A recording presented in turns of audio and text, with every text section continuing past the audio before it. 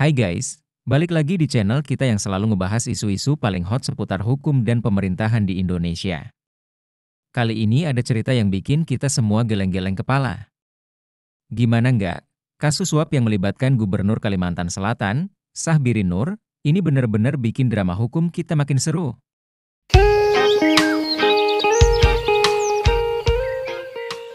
Jadi gini ceritanya guys. KPK baru-baru ini menetapkan Syahbirin Nur sebagai tersangka dalam kasus dugaan suap. Kasus ini sebenarnya udah lama banget jadi sorotan, karena kabarnya nih, ada aliran duit haram yang melibatkan beberapa pejabat penting di Kalimantan Selatan. Syahbirin, yang akrab dipanggil Paman Birin, jadi salah satu nama besar yang terseret di kasus ini. Tapi tunggu dulu, drama baru dimulai nih. Setelah ditetapkan jadi tersangka, Paman Birin gak tinggal diam. Beliau langsung ngajuin pra-peradilan.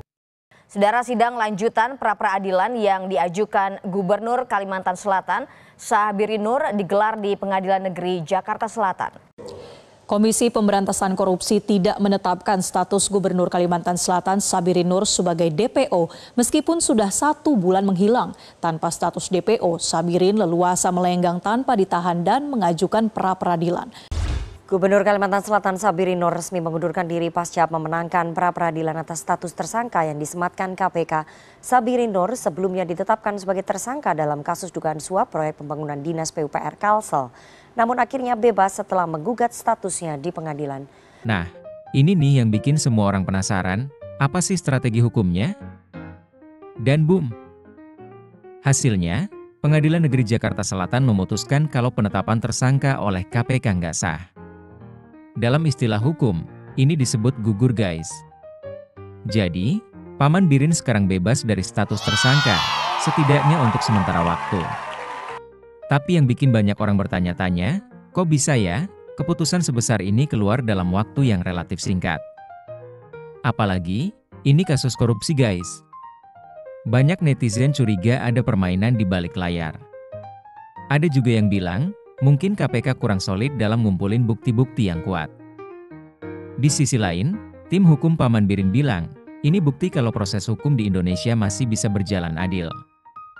Mereka ngotot kalau klien mereka nggak bersalah dan hanya jadi korban kesalahan prosedur.